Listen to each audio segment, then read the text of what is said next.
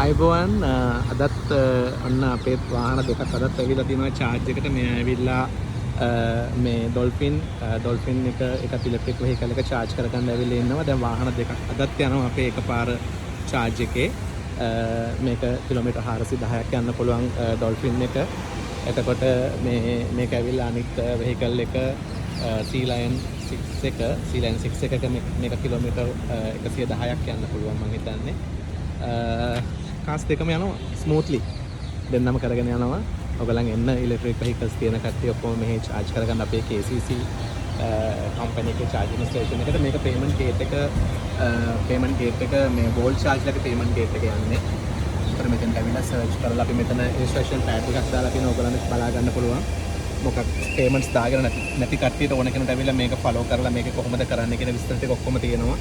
එහෙම නැත්නම් අපේ service එක 24 hours අපි always open.